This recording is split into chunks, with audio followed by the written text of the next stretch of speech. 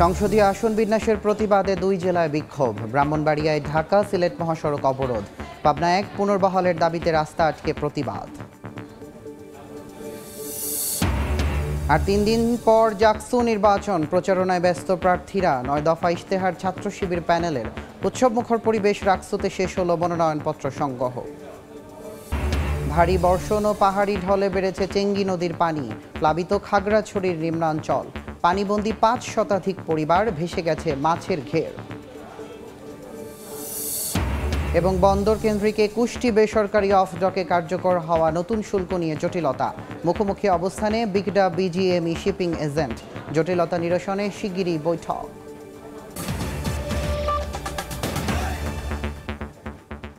বাংলার সময় সঙ্গে আছি আমি তুষার আহমেদ ইমন।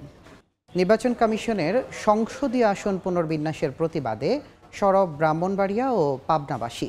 মহাসড়ক অবরোধ করে বিক্ষোভ সমাবেশ ও মিছিল করছেন দুই জেলার বাসিন্দারা। ভৌগোলিক কারণে আসন আগের জায়গায় ফিরিয়ে দেওয়ার দাবি তাদের।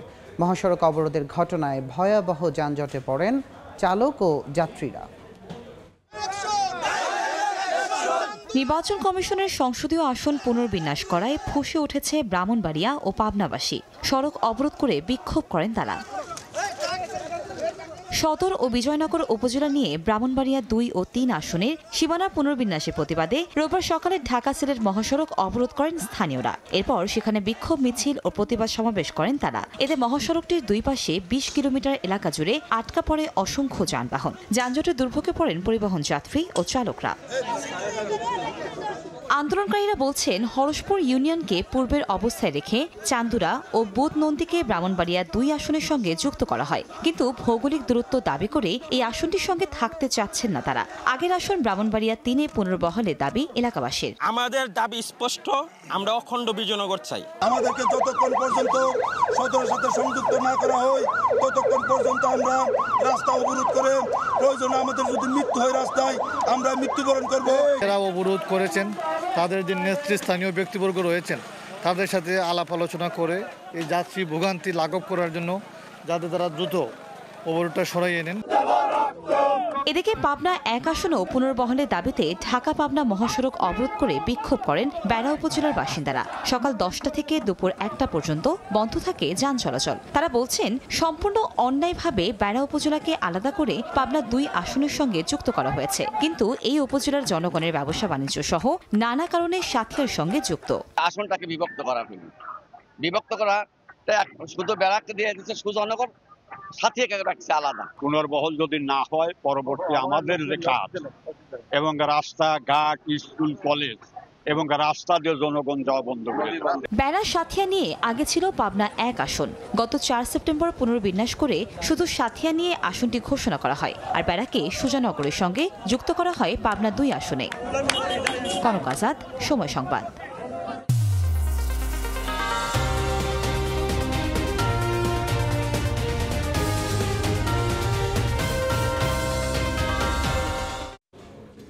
এই মুহূর্তে জাহাঙ্গীরনগর বিশ্ববিদ্যালয়ে আছেন সহকর্মী মোজাফফর হোসেন জয় এবং রাজশাহী বিশ্ববিদ্যালয়ে আছেন মাওদুদ রানা।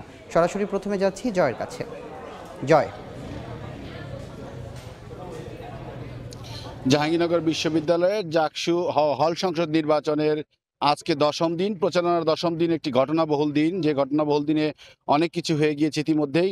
দিন শেষে জাহাঙ্গীরনগর বিশ্ববিদ্যালয়ে যে ঘটনাগুলো হয়েছে সেই কথাগুলি তুলে ধরবো। জাহাঙ্গীরনগর বিশ্ববিদ্যালয় সকাল থেকেই মূলত নির্বাচনী প্রচারণা শুরু হয় এবং সকাল 10টা থেকে নির্বাচনী প্রচারণা অংশগ্রহণ করে প্যানেলভুক্ত বিভিন্ন প্রার্থী এবং স্বতন্ত্র প্রার্থীরা। আমরা যতটুকু জানতে পারি যে অনেকটাই উত্তেজনা বিরাজ করছিল অমর্ত্য সেনের ঘটনাটি নিয়ে। সেটি হচ্ছে যে অমর্ত্য সেনের ভিপি প্রার্থিতা প্রত্যাহার করায় কিন্তু অনেক সংগঠনের পক্ষ থেকে কিন্তু এই ব্যাপারে তীব্র প্রতিক্রিয়া জানানো হয়েছে। একই সাথে কিন্তু ইতিমধ্যে আমরা যে খবরটি পেয়েছি যে তার পক্ষ থেকে উকিল নোটিশ এসেছে তার প্রার্থিতা পুনর্বহালের দাবিতে। আর জানিয়ে রাখতে চাই, জাহাঙ্গীরনগর বিশ্ববিদ্যালয়ে ছাত্র শিবিরের পক্ষ থেকে, ছাত্র শিবির ঘোষিত যে প্যানেল রয়েছে সেই প্যানেলের পক্ষ থেকে ইতিমধ্যে কিন্তু ইশতেহার ঘোষণা করা হয়েছে। ইশতেহারে 9টি বিষয়ের উপর তারা জোর দিয়েছে। এর মধ্যে ট্রান্সপোর্ট সহ, ডাইনিং সহ, জীববৈচিত্র্য এবং পানি সংরক্ষণ সহ বিভিন্ন বিষয়ে গবেষণা সহ বিভিন্ন শিক্ষার বিষয়ে তারা জোর দিয়েছেন। একই সাথে কিন্তু আরেকটি ঘটনা বিশ্ববিদ্যালয়ে ইতিমধ্যেই ঘটে গেছে, সেটি হচ্ছে যে গণতান্ত্রিক ছাত্র সংসদের পক্ষ থেকে তারা অভিযোগ করেছে বিশেষ করে নির্বাচন কমিশনের প্রতি যে নির্বাচন আচরণবিধি লঙ্ঘন হচ্ছে, শিক্ষকরা নির্বাচনী প্রচারণায় অংশ নিচ্ছেন যা অত্যন্ত ভাবে ঘৃণিত হচ্ছে এবং যা ভালো হচ্ছে না। তাই তারা দাবি জানিয়েছেন নির্বাচন কমিশনকে নিরপেক্ষ তার ব্যাপারে সিদ্ধান্ত নেওয়ার জন্য। তো জাহাঙ্গীরনগর বিশ্ববিদ্যালয় থেকে আমার কাছে এই ছিল জাকসু নির্বাচনের সর্বশেষ তথ্য। আমরা চলে যাব এখন রাজশাহী বিশ্ববিদ্যালয়ে, সেখানে রয়েছেন সহকর্মী মওদুদ রানা। 1 ঘন্টা আগে যে নির্ধারিত সময় ছিল রাজশাহী বিশ্ববিদ্যালয় কেন্দ্রীয় ছাত্র সংসদ, সিনেট ছাত্র প্রতিনিধি এবং হল সংসদ নির্বাচনের মনোনয়নপত্র জমা দেওয়ার, সেই সময় এখনও চলছে এবং আমরা যেটি দেখছি যে প্রার্থীরা এখনও মনোনয়নপত্র জমা দিচ্ছেন। আমি রয়েছি রাকসুর কোষাধ্যক্ষ কার্যালয়ের সামনে এবং এখানে এখনও শিক্ষার্থীদের ভিড় রয়েছে, যারা পদপ্রার্থী হয়েছেন তাদের সমর্থকরা রয়েছে এবং তারা এখনও মনোনয়নপত্র জমা দিচ্ছেন। মূলত 4টার পর থেকেই এই ভিড় শুরু হয় এবং আমরা দেখেছি যে এরপর বিকেল 4টার পরে ছাত্রদলের নেতাকর্মী তারা আসেন এবং তারা প্যানেলভুক্ত হয়ে তাদের মনোনয়ন জমা দেন। এরপর শিবিরের নেতাকর্মীরা আসেন, তারা প্যানেলভুক্ত হয়ে মনোনয়নপত্র জমা দেন এবং এখানে তাদের প্যানেলের পরিচিতি সেটি করেন। তারা একটি তাদের যে 23 সদস্যের প্যানেল সেটি ঘোষণা দেন এবং এখন বাম সংগঠনের নেতাকর্মীরা রয়েছেন, তারা মনোনয়নপত্র জমা দিচ্ছেন এবং এখন পর্যন্ত 350-এর উপরে এখানকার যারা পদপ্রার্থী মনোনয়নপত্র উত্তোলন করেছিলেন তারা মনোনয়নপত্র জমা দিচ্ছেন। একই চিত্র হলগুলোতেও হল সংসদের যারা প্রার্থীরা প্রার্থিতা করছেন এবং যারা মনোনয়নপত্র উত্তোলন করেছিলেন তারা এখন মনোনয়ন জমা দিচ্ছেন। সব মিলিয়ে রাকসু নির্বাচন কমিশন বলছে যে আরও 1 ঘন্টার সময় তারা বৃদ্ধি করেছেন, অর্থাৎ সন্ধ্যা 7টা পর্যন্ত এই মনোনয়নপত্র জমার যে কার্যক্রম সেটি চলতে থাকবে। এবং আপনাকে জানিয়ে রাখি যে আজকে এই মনোনয়নপত্র জমা দেওয়ার পর ছাত্রদল আলাদাভাবে তাদের যে প্যানেল পরিচিতি সেটি করেছেন এবং একই সাথে ছাত্র শিবিরের যারা নেতাকর্মীরা রয়েছেন তারাও প্যানেলের পরিচিতি করেছেন এবং সব মিলিয়ে ছাত্রদলের যে প্যানেল সেখানে শুধুমাত্র ছাত্রদলের নেতাকর্মীরা রয়েছেন, অন্যদিকে ছাত্র শিবিরের যে প্যানেল সেই প্যানেলে কয়েকজন সাবেক বৈষম্য বিরোধী ছাত্র আন্দোলনের সমন্বয়ক রয়েছেন।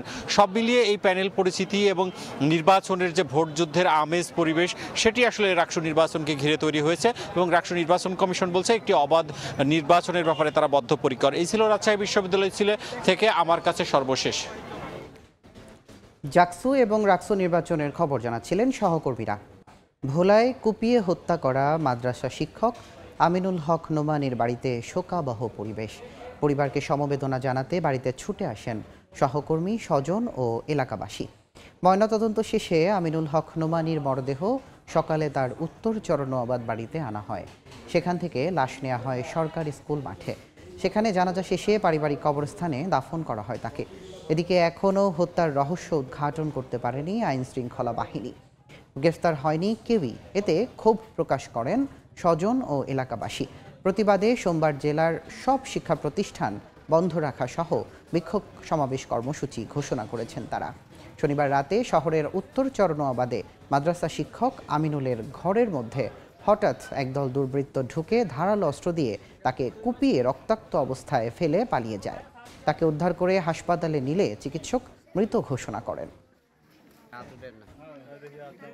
রাজবাড়ীতে মাজারে হামলা, সংঘর্ষ ও পুলিশের গাড়ি ভাঙচুরের ঘটনায় আওয়ামী লীগ ও স্বেচ্ছাসেবক লীগ কর্মী সহ 5 জনকে কারাগারে পাঠানো হয়েছে। বিকেলে গোয়ালন্দ আমলি আদালতের বিচারক তামজিদ আহমেদ এ আদেশ দেন।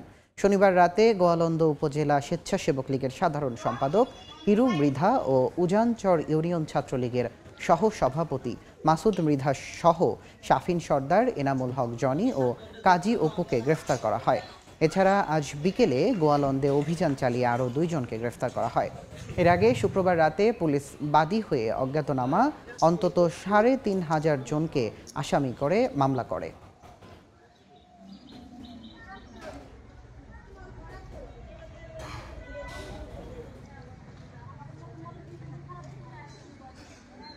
বৈষম্য বিরোধী আন্দোলনের পর এমন স্বৈরাচারী মনোভাব আশা করেননি বলে মন্তব্য করেছেন কৃষক শ্রমিক জনতা লীগের সভাপতি বঙ্গবীর কাদের সিদ্দিকী।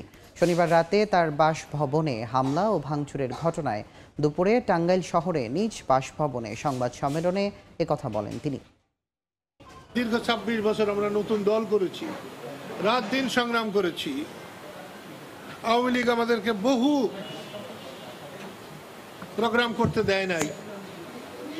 তারপরেও যদি আওয়ামী লীগের দোসর বানানো হয়, তাহলে তো আমি মনে করব বৈষম্য বিরোধী আন্দোলনকে ব্যর্থ করার জন্য, ধ্বংস করার জন্যে কোনো ষড়যন্ত্র কিনা।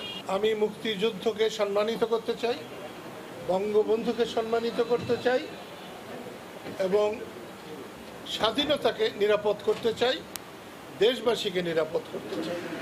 এখানে শেখ হাসিনার নেতৃত্বের আওয়ামী লীগের কোনো জায়গা নেই। চট্টগ্রামে জলদস্যুদের গোপন আস্তানায় অভিযান চালিয়ে 2টি শর্টগান সহ 18 রাউন্ড বুলেট উদ্ধার করেছে সেনাবাহিনী। ক্যাম্প কমান্ডার জানান, কর্ণফুলী নদীতে মাদক চালান, সন্ত্রাসী ও চাঁদাবাজি সহ নানা অপরাধের রাজস্ব কায়েম করতে সক্রিয় হয়ে উঠেছিল একটি জলদস্যু চক্র। তাদের ধরতে সদর উপজেলার শ্রীপুর খরণদ্বীপ ইউনিয়নের জ্যেষ্ঠপুরা এলাকায় অভিযান চালায় সেনাবাহিনী। এ সময় 2টি শটগান সহ 18 রাউন্ড তাজা বুলেট উদ্ধার হয়। পুরো চক্রটিকে আটক করার জন্য অভিযান অব্যাহত থাকবে বলে জানান ক্যাম্প কমান্ডার। বাংলার সময় আরও থাকছে। চা শিল্প টিকে থাকা নিয়ে শঙ্কায় বাগান মালিকরা। লোকসান, প্রতিকূল আবহাওয়া সহ নানা সংকটের অভিযোগ। অস্তিত্ব টিকিয়ে রাখতে 13 দফা বাস্তবায়নে সরকারের পদক্ষেপ কামনা। উজানের অতি ভারী বর্ষণ ও পাহাড়ি ঢলে চিঙ্গি নদীর পানি বেড়ে যাওয়ায় খাগড়াছড়ি প্লাবিত হয়েছে নিচু এলাকা। এতে জলাবদ্ধতায় পড়েছে শত শত পরিবার।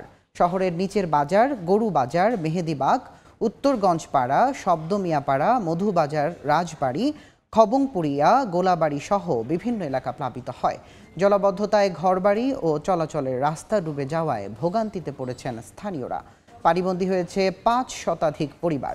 ক্ষতিগ্রস্ত হয়েছে মাছের খামার, আমন ধান ও সবজির ক্ষেত। শনিবার রাত পর্যন্ত 112 মিলিমিটার বৃষ্টিপাত রেকর্ড করা হয়েছে বলে জানায় দীঘিনালা পর্যবেক্ষণ কার্যালয়। মেট্রো রেল এমআরটি 2 প্রকল্পে যুক্ত করার দাবিতে নারায়ণগঞ্জে মানববন্ধন করেছে বিভিন্ন সংগঠন। দুপুরে প্রেসক্লাব চত্বরে এ মানববন্ধন করা হয়। নারায়ণগঞ্জ শহর, সিদ্ধিরগঞ্জের আদমজী ও বন্দর উপজেলার মদনপুর এলাকাকে মেট্রো রেলের আওতায় যুক্ত করতে জোর দাবি জানান বক্তারা। এ সময় দ্রুত দাবি বাস্তবায়ন করা না হলে মেট্রো রেলের প্রধান কার্যালয় ঘেরাও সহ কঠোর কর্মসূচির হুঁশিয়ারি দেন তারা।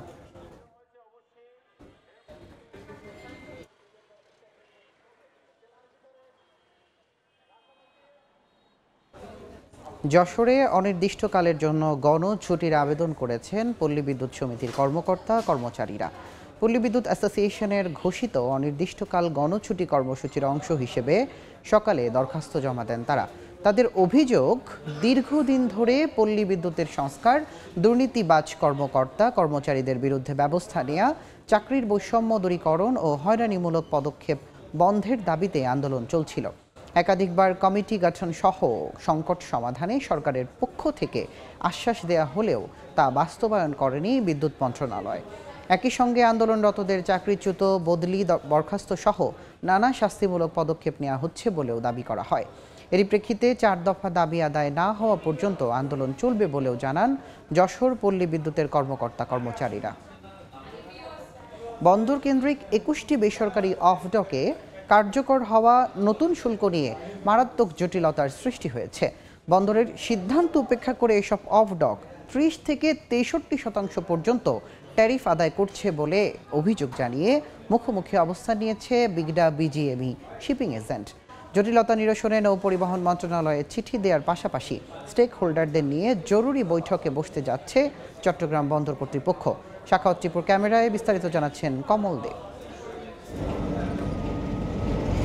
1 সেপ্টেম্বর থেকে container stuffing, ground rent, lift of lift on, documentation এবং বন্দর থেকে অফডকগামী পরিবহনের নতুন ট্যারিফ কার্যকর করেছে 21টি বেসরকারি অফডক। আর এই নিয়ে শুরু হয়েছে নানামুখী জটিলতা। কোনো রকম আলোচনা ছাড়াই প্রকারভেদে সর্বনিম্ন 30 থেকে 63% পর্যন্ত ট্যারিফ আদায় হচ্ছে বলে অভিযোগ তুলেছেন ব্যবসায়ী নেতারা। এখন 63% যখনই বাড়ায় তাহলে আলটিমেটলি যে ট্রান্সপোর্টেশন যে কস্ট আছে সেই কস্টে কিন্তু 50% বেড়ে যাচ্ছে। বিগডা কোনো রকম আলোচনা ছাড়াই এই ট্যারিফ বাড়ানোর সিদ্ধান্ত নিয়েছে বলে অভিযোগ পেয়েছে বন্দর। এই অবস্থায় অফডকের ট্যারিফ আদায় বন্ধ রাখতে নৌ পরিবহন মন্ত্রণালয়ে চিঠি দিয়েছে চট্টগ্রাম বন্দর কর্তৃপক্ষ। মাননীয় সিনিয়র সচিব বরাবর একটা পত্র দিয়েছি যেন সকল পক্ষকে নিয়ে এই ব্যাপারে আলোচনা করে একটা সমঝোতায় আসে।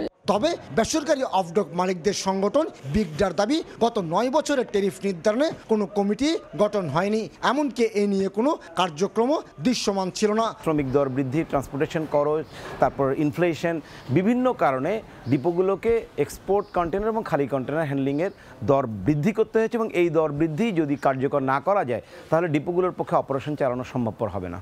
1996 সাল থেকে খালি কন্টেনার উঠানামার মাধ্যমে যাত্রা শুরু করা অফডকগুলো বর্তমানে আমদানিকৃত 65 ধরনের পণ্য ডেলিভারি দেওয়ার অনুমতি পেয়েছে। ট্যারিফ বাড়ানোর ক্ষেত্রে যেমন অফডকগুলোকে সব জটিলতা নিরসন করে সহনশীল হতে হবে, তেমনি হতে হবে ব্যবসা বান্ধব, এমনটি বলছেন বন্দর ব্যবহারকারী ব্যবসায়ীরা। চট্টগ্রামের এসআক ডিপো থেকে কমল দে, সময় সংবাদ। ক্রমাগত লোকসান, প্রতিকূল আবহাওয়া সহ নানা সমস্যার কারণে চা শিল্প টিকে থাকবে কিনা তা নিয়ে শঙ্কায় বাগান মালিকরা। চরম আর্থিক সংকট থেকে উত্তরণের পাশাপাশি পরিস্থিতি মোকাবিলা ও অস্তিত্ব টিকিয়ে রাখতে 13 দফা বাস্তবায়নে সরকারের পদক্ষেপ কামনা করছেন তারা। ইকরামুল কবিরের রিপোর্ট, ছবি তুলেছেন দিগেন সিং।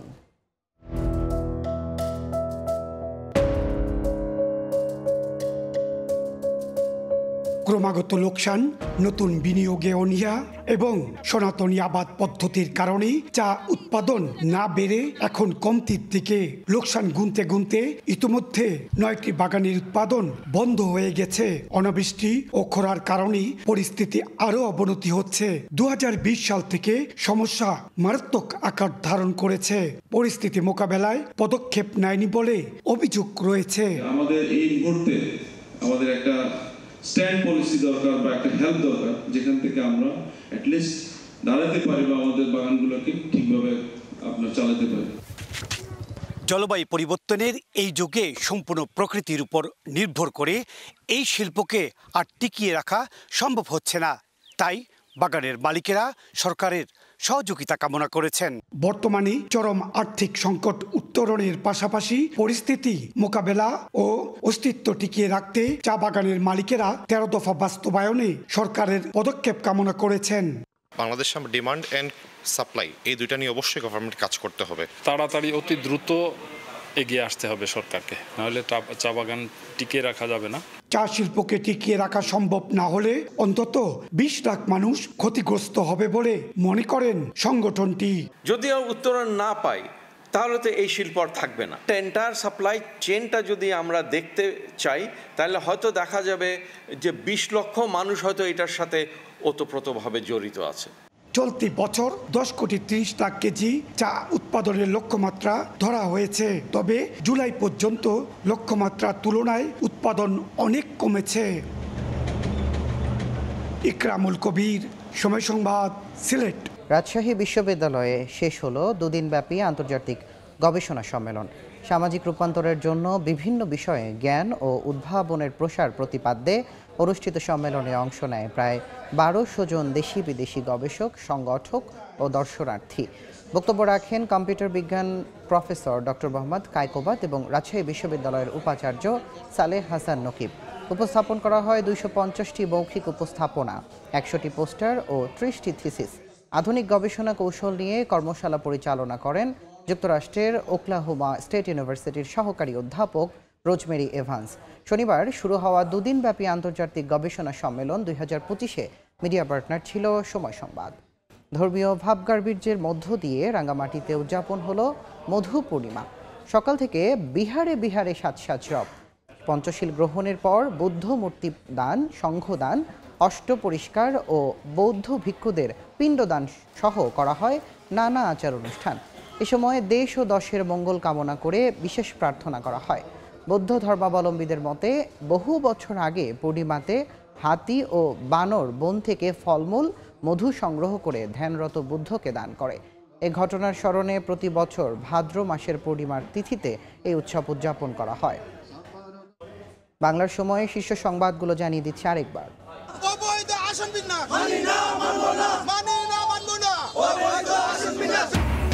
সংসদীয় আসন বিন্যাসের প্রতিবাদে 2 জেলায় বিক্ষোভ। ব্রাহ্মণবাড়িয়ায় ঢাকা সিলেট মহাসড়ক অবরোধ।